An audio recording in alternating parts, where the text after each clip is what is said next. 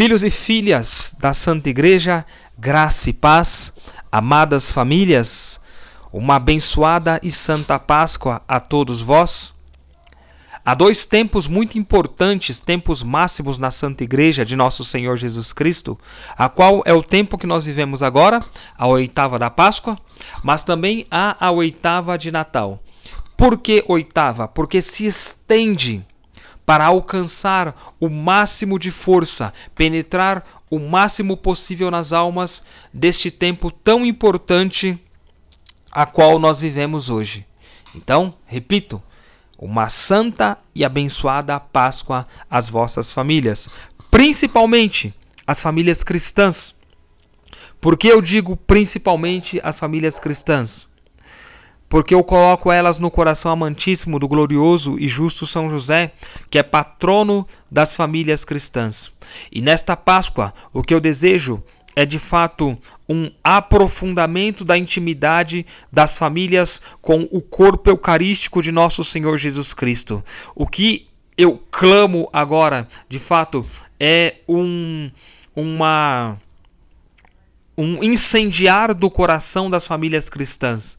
É um diálogo íntimo e profundo com nosso Senhor Jesus Cristo. Nós, quanto cristãos, nós comungamos do corpo e do sangue, da carne de Deus. Nós somos tocados. O Senhor toca-nos de uma forma íntima e profunda. Ele se dá como o verdadeiro alimento, o verdadeiro pão da vida. E não tem como nós católicos não termos intimidade com esse Deus, de escutar a Deus, de conformar a nossa vontade com a vontade desse Senhor. Não tem como não realizarmos os sinais a qual ele diz que nós realizaríamos se nós crêssemos. Somos batizados no nome do Pai, do Filho e do Espírito Santo. Recebemos do Espírito Santo do Senhor. O nosso corpo é templo do Espírito Santo de Deus. E se o Espírito, que é o amor engendrado do Pai e do Filho, habita, logo o Pai e o Filho estão presentes em nós também.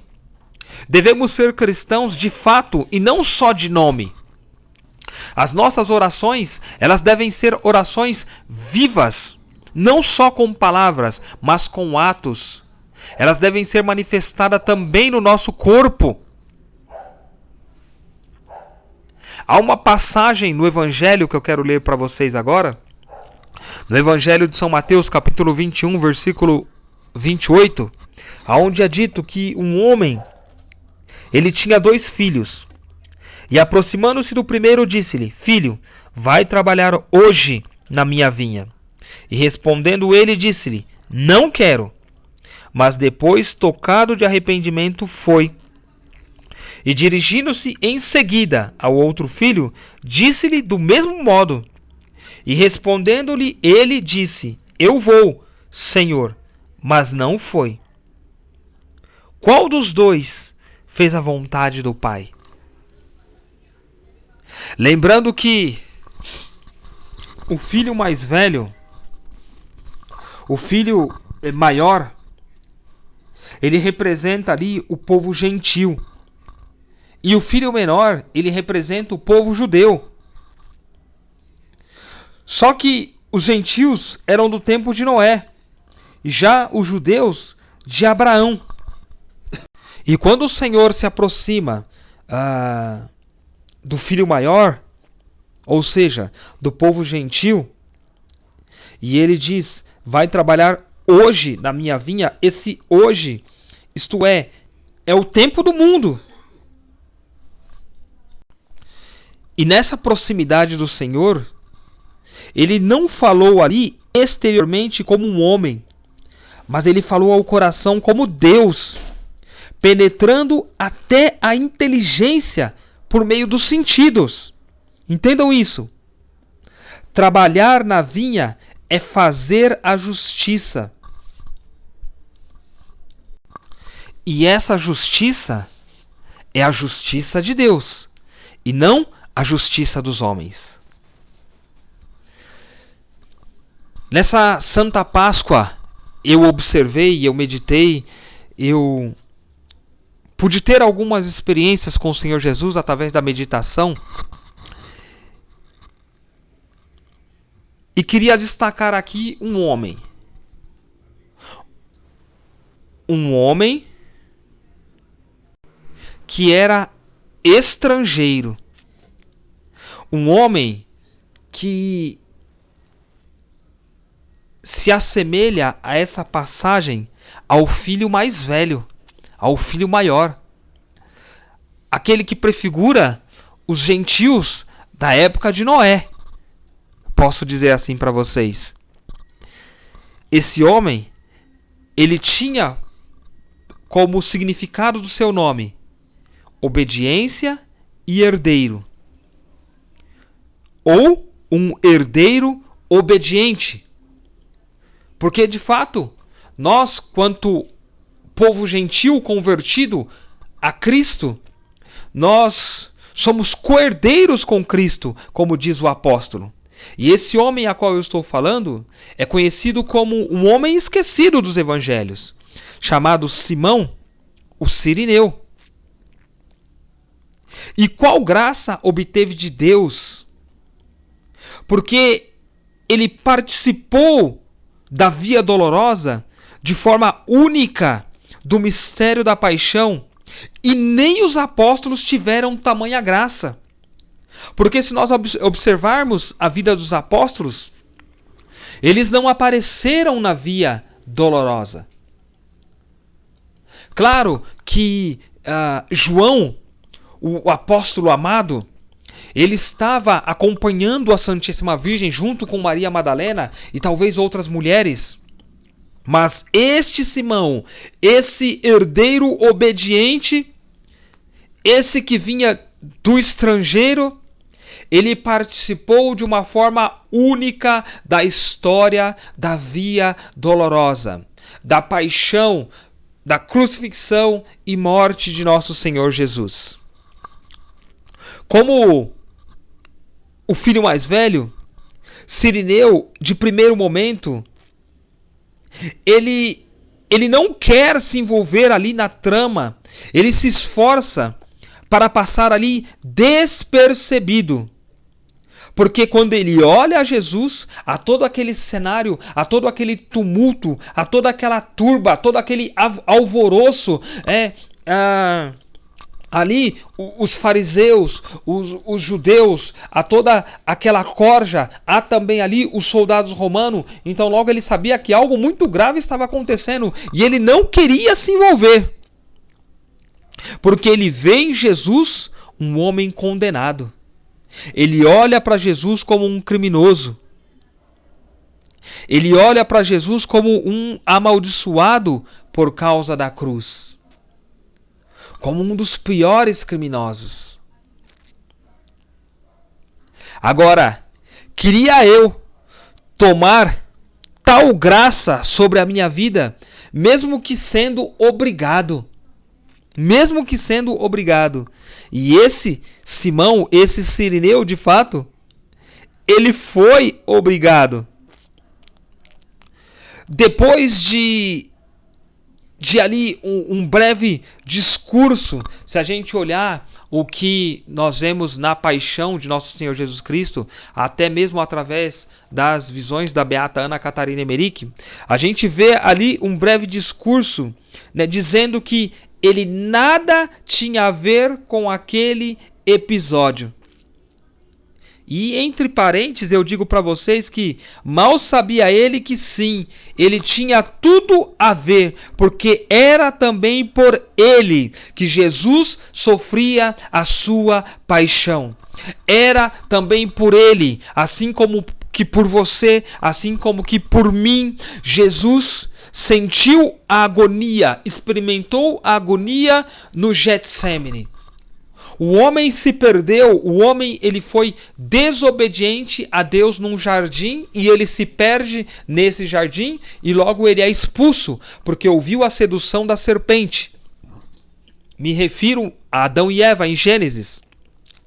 Mas o homem Deus, a segunda pessoa da Santíssima Trindade, ela começa também no jardim um combate contra as forças das trevas. É também num jardim, no Horto das Oliveiras, aonde Jesus, por meio do que é de fato a religião, o religar, ele religa o homem com Deus. Aonde alguns estudiosos chamam de proto-evangelho, aquela passagem de Gênesis capítulo 3, versículo 15, aonde o Senhor diz: porém inimizade entre ti e a mulher, entre a tua descendência e a descendência dela. Tu lhe armarás traições, ele diz para a serpente, e ela lhe esmagará a cabeça. E independente se a interpretação se dá sobre Jesus, que é o descendente da mulher, ou a própria mulher, que é aquela sem mancha do pecado original, a bem-aventurada sempre Virgem Maria, Mãe de Deus e nossa mãe,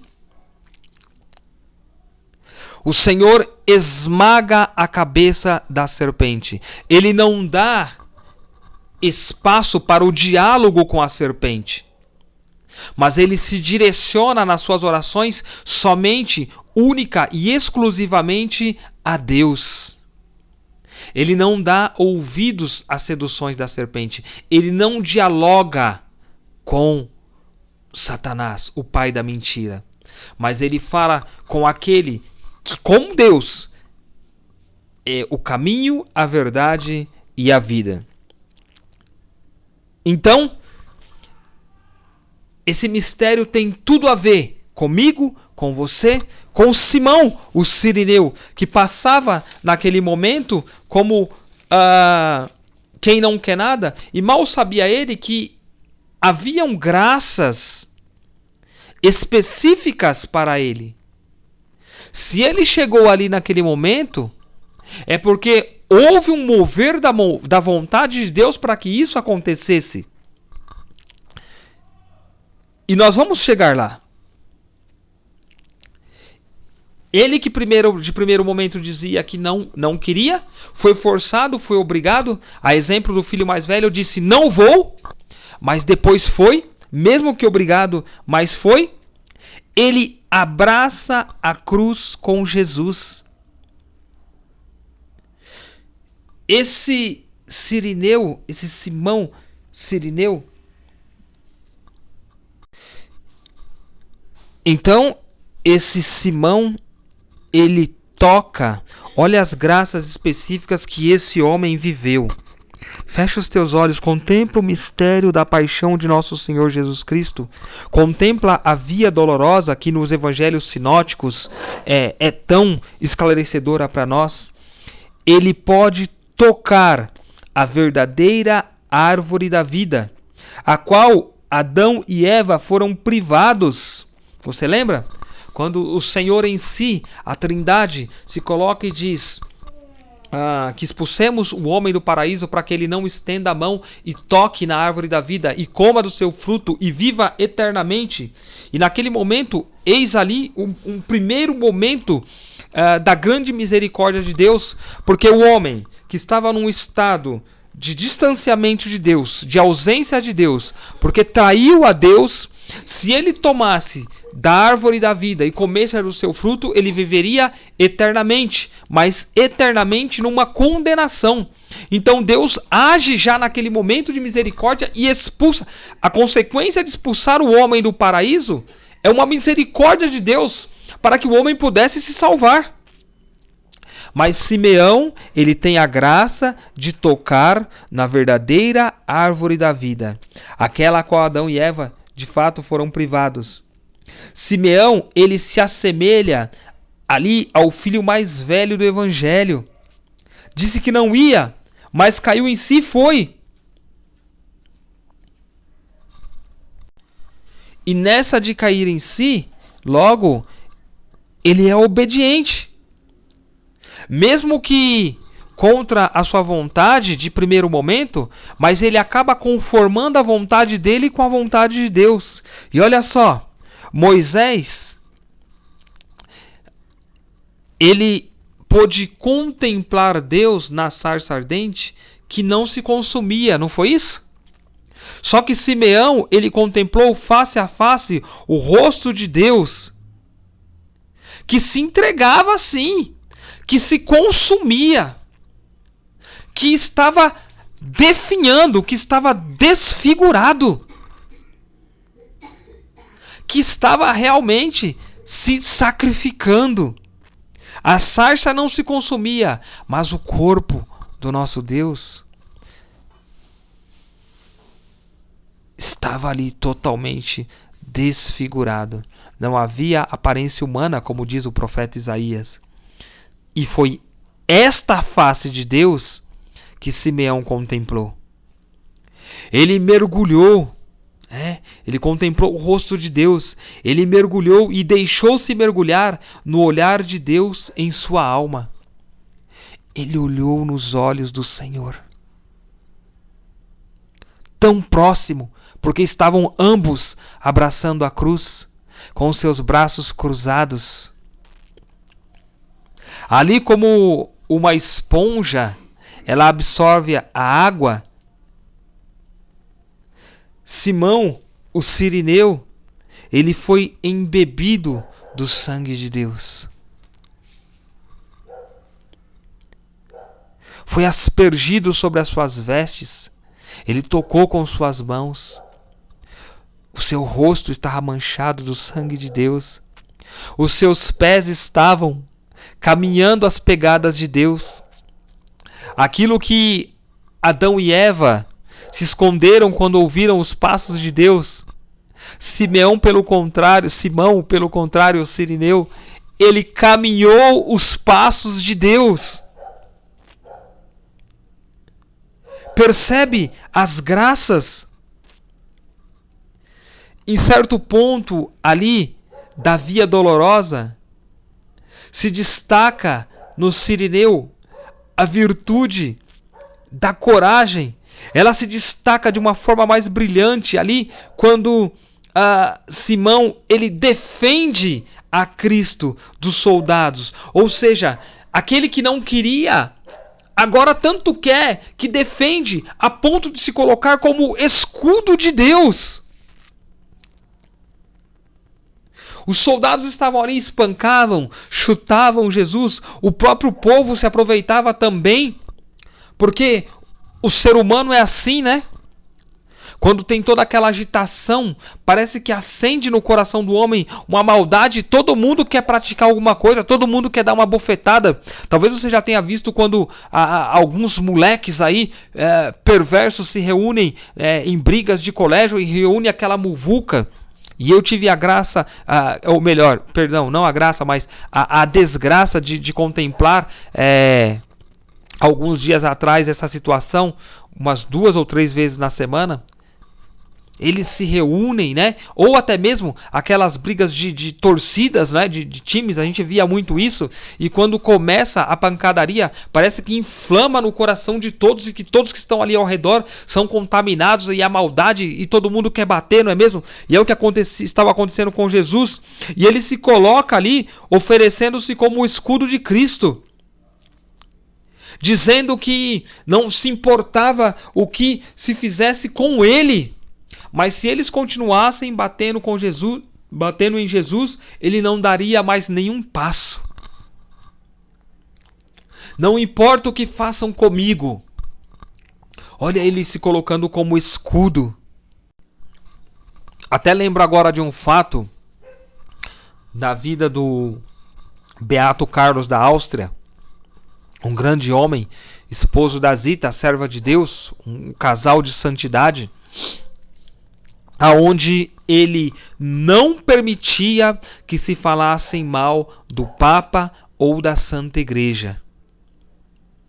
Sabe, aquele terceiro mandamento da lei de Deus, não tomar o seu santo nome em vão, isso vai em defesa das coisas santas, da Santa Igreja, mãe e mestra da verdade, esposa de Cristo, corpo místico de Cristo, a qual ele é a cabeça.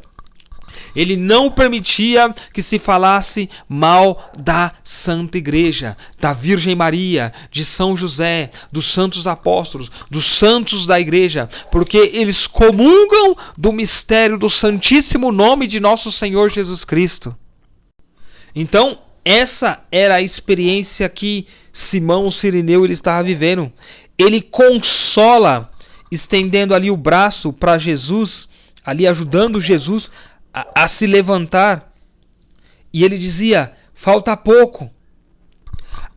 Mas a força que Simeão ele tinha, a força que provinha daquele momento ali,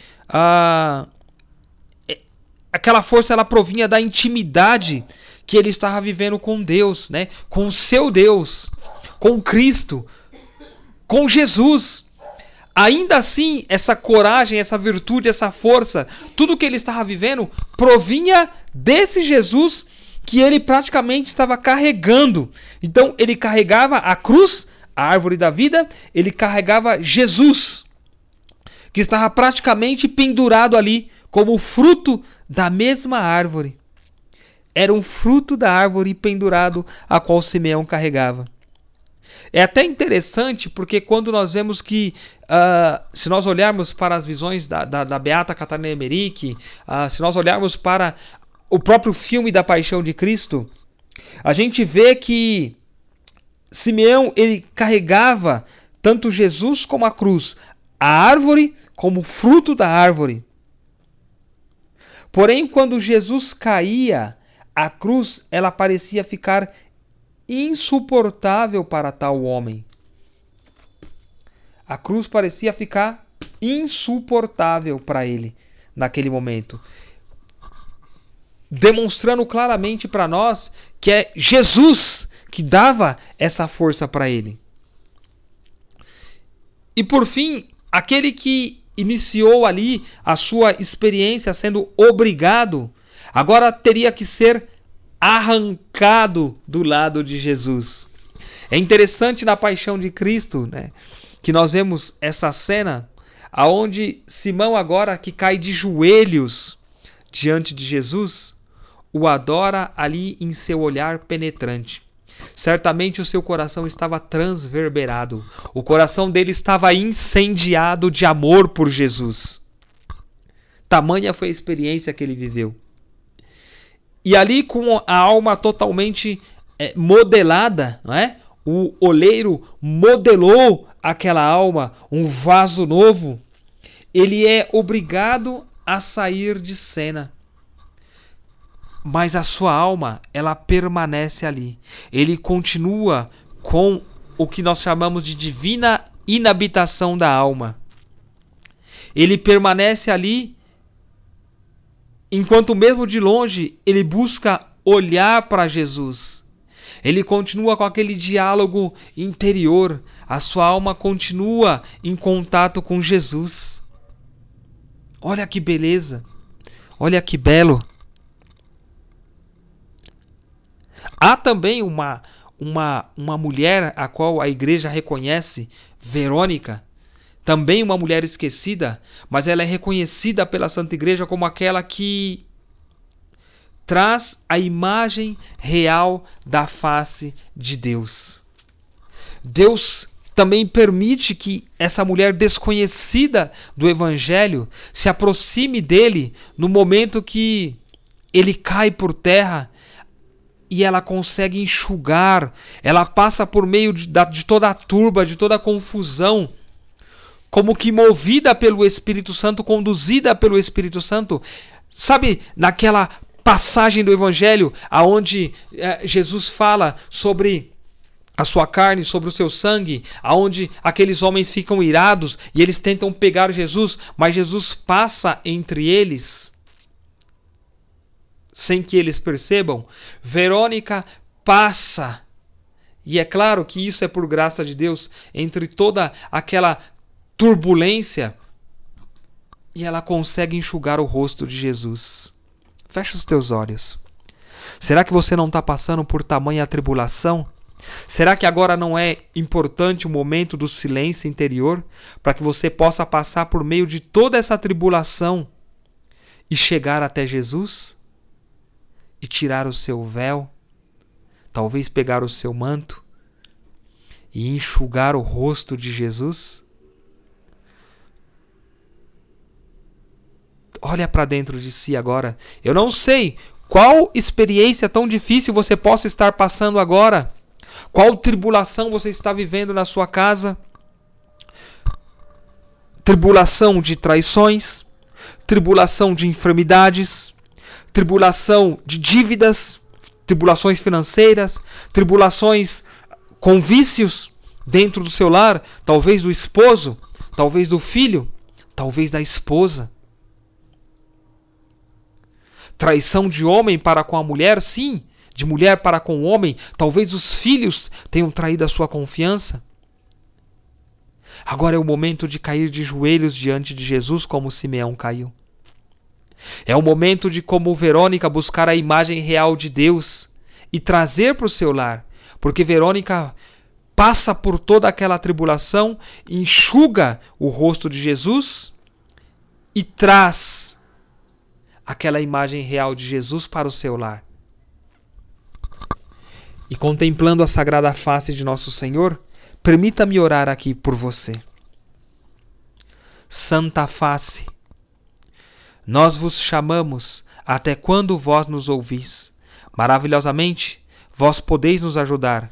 Deus Santo, Deus Forte, Deus Imortal, tende piedade de nós e do mundo inteiro. Senhor, mostrai-nos a vossa face e nós seremos salvos. Amém. Amém. Como é bom que toda a casa cristã, que toda a família cristã, claro, tenha o crucifixo, a cruz de Cristo, se não em todos os cômodos, em alguns, ou pelo menos no lugar mais destacado da casa. Mas é importante também que nós tenhamos a imagem da sagrada face de nosso Deus para contemplar. E eu quero chegar finalizando para vocês, dizendo que enquanto uns eles são lembrados ali pelos méritos de seus pais, outros são lembrados pelos méritos de seus filhos. E no caso de Simão Cirineu, ele é lembrado pelos méritos de seus filhos, que eram discípulos. Então, este Simão, que sendo forçado levou a cruz, ele é lembrado pelos méritos de seus filhos, que eram discípulos de Jesus. Olha que interessante. Lembra que eu há pouco disse para vocês sobre isso? Os méritos, o testemunho, a oração fez com que Simeão cumprisse a vontade de Deus para a vida dele. Ele acabou conformando a vontade de Deus com a sua vontade e a sua vontade com a vontade de Deus. Mas não foi por méritos próprios, foi por méritos dos seus filhos. Então, filhos, jovens, crianças, aproximem-se do Senhor nosso Deus. Orem por seus pais. Independente se os seus pais te acompanham ou não, orem pelos seus pais. Porque, assim como eu disse, claro que alguns são lembrados pelos méritos de seus pais, como Luiz e Zélia Martã, que são pais de Santa Teresinha do Menino Jesus, doutora da Igreja, pais de Leônia, que está em processo de beatificação. Há também aqueles filhos que santificam os pais. Por isso, olhem para a cruz de Cristo e lembra-te desse Cirineu, desse estrangeiro carregando a cruz de nosso Senhor, mas lembra-te da via dolorosa. Se alguém quer vir após de mim, negue-se a si mesmo. Toma a sua cruz todos os dias e siga-me. A cruz, ela não é de momento para o cristão. É necessário que nós a tomemos todos os dias da nossa vida. A ordem de nosso progresso no caminho da perfeição exige que, primeiro, Jesus tenha de si carregado como um troféu, para em seguida repassar o fardo aos mártires. Eu encerro com esse ensinamento de Santo Ambrósio e repito: a ordem de nosso progresso no caminho da perfeição, é necessário que nós busquemos uma perfeição cristã para que sejamos santos, exige que primeiro Jesus tenha de si carregado como um troféu, e aqui está falando da cruz, para em seguida repassar o fardo aos mártires. Jesus, ele inicia carregando a Santa Cruz. Depois Simeão auxilia Jesus no carregar da cruz. Pode-se dizer como uma representação dos mártires que viriam a carregar a mesma cruz. Independente se é de uma forma cruenta ou incruenta, nós somos chamados também a olhar para a cruz, não como uma loucura, não como um fardo, mas como um troféu para a nossa santidade, para caminhar com Deus, aqueles passos de Deus que perturbaram, que encheram o coração de Adão e Eva de pavor, ao nosso coração seja um temor autêntico de Deus. E que nós não nos escondamos, mas nós possamos caminhar os mesmos passos de Jesus, abraçados pela Santa Cruz. Em nome do Pai, do Filho e do Espírito Santo. Amém. Eis a cruz de nosso Senhor, afastai para longe de nós todo inimigo da salvação, pois venceu o leão da tribo de Judá, descendente de Davi. Aleluia, aleluia. Deus os abençoe. Eis o lenho da cruz, o qual pendeu sobre o mundo a salvação. Vinde, adoremos. Adoremos, adoremos, adoremos o Senhor.